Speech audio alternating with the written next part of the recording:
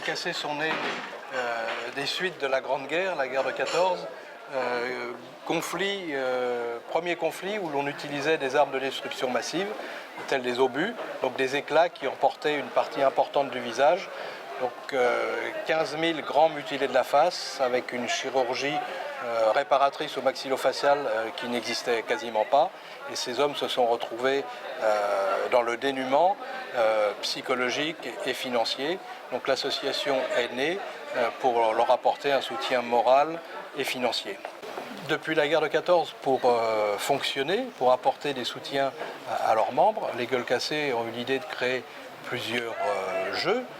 D'abord des tombolas, puis une souscription nationale qui s'appelait la dette, puis les dixièmes de la loterie nationale.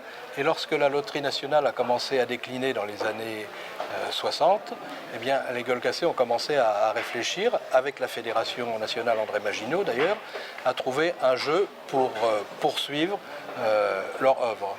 Et ils sont allés à ce moment-là aux États-Unis, dans différents pays d'Europe.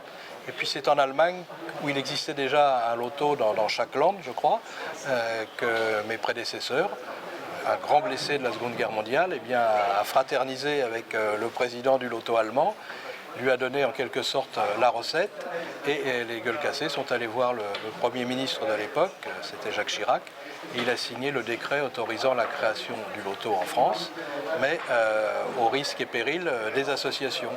Les Gueules Cassées, qui disposaient d'un terrain sur leur centre historique de Moussil-Vieux, ont mis à disposition du terrain, ont fait des emprunts avec la Fédération Maginot pour pouvoir créer le premier centre informatique qui était sous la responsabilité du GIE Prélo, qui réunissait les émetteurs de l'époque.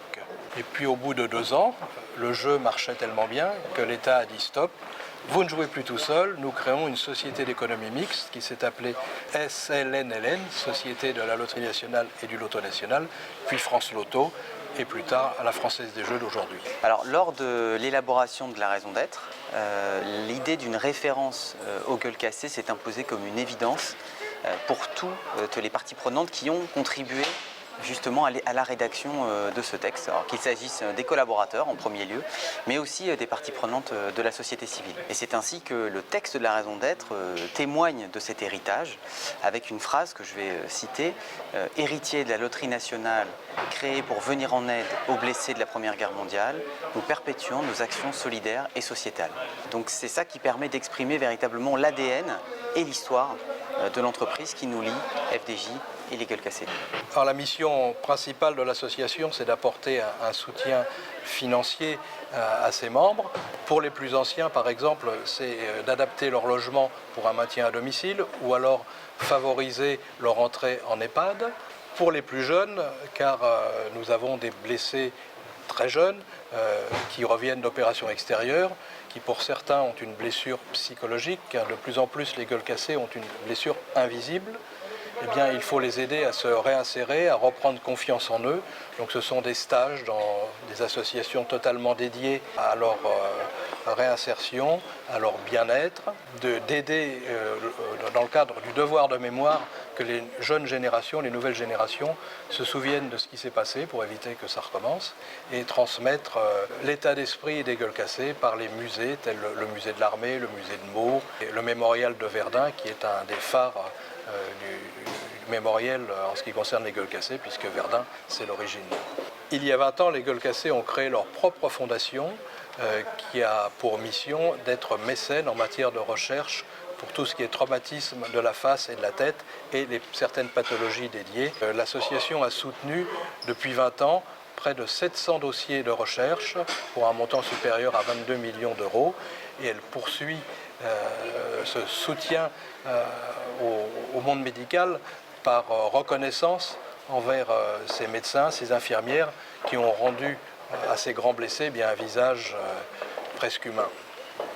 Les liens entre FDJ et les Gueules Cassées restent très étroits encore aujourd'hui. D'abord parce que les Gueules Cassées sont toujours au capital de la Française des Jeux. Ils en sont même un actionnaire très important. Ils sont le premier actionnaire privé derrière l'État. Et ça signifie évidemment que les bénéfices de l'entreprise, les dividendes, une partie d'entre eux, évidemment, viennent financer les actions des Gueules Cassées au quotidien. Et puis, au-delà de ça, nous essayons de renforcer ces liens par exemple en partageant de l'information auprès des collaborateurs de FDJ sur les actions menées par les Gueules Cassées, et puis aussi en nous associant pour des événements importants, symboliques, comme les 45 ans du loto ou le centenaire des Gueules Cassées, ce qui nous réunit aujourd'hui. Être toujours actionnaire de la Française des Jeux, eh bien, c'est la transcription de cette volonté de toujours d'avoir un esprit entrepreneurial. Les Gueules Cassées n'ont jamais demandé de subvention à l'État ou aux collectivités territoriales, n'ont jamais fait appel à la générosité publique, mais ont su se créer des fonds récurrents pour mener leur mission.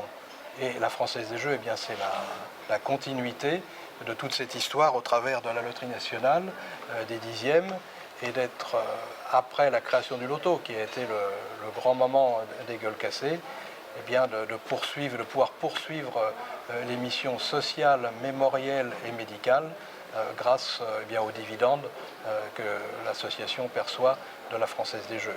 Et l'association est également administrateur de la Française des Jeux, c'est dire l'implication et la volonté de participer à la vie de l'entreprise et surtout montrer son attachement, je dirais, viscéral et affectif à la mission de la Française des Jeux.